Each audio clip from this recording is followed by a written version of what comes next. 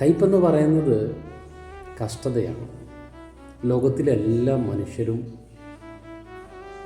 ജാതി മതഭേദമന്യേ കഷ്ടത അനുഭവിക്കുന്നവരാണ്.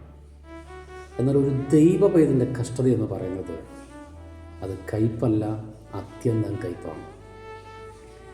അത്യന്തം കയ്പ് അനുഭവിച്ച ഒരു മനുഷ്യനാണ് ഹിസ്കിയാവ് എന്ന് പറയുന്നത്.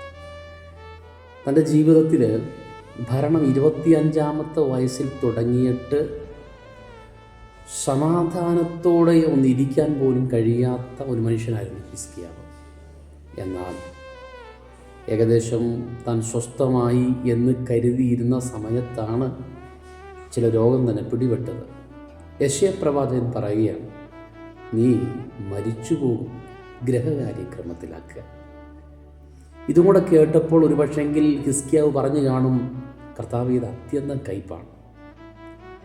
പക്ഷേ അവൻ കണ്ണുനീരോടെ പ്രാർത്ഥിച്ചു. ദൈവം അവൻ്റെ ആയുസ്സിന് 15 വർഷം കൂടെ ദൈർഘ്യം കൊടുത്തു. മരിക്കത്തക്ക രോഗം പിടിച്ചവൻ സൗഖ്യമായപ്പോൾ ഒരുപക്ഷെ ഹിസ്കിയാവും പറയും, സമാധാനത്തിന് വേണ്ടിയായിരുന്നു എനിക്ക് അത്യന്തം കയ്പായത് ഭവിച്ചത്. ജീവിതത്തിൽ മറ്റുള്ളവരെ പോലെ കയ്പല്ല, അത്യന്തം കയ്പാണ് നിങ്ങൾ അനുഭവിക്കുന്നെങ്കിൽ ഒരു കാര്യം ഞാൻ പറയാം, അത് നിൻ്റെ സമാധാനത്തിന് വേണ്ടിയാണ്. വിശ്വസിക്കുക, കർത്താവ് നമ്മെ അനുഗ്രഹിക്കുമാറാകട്ടെ.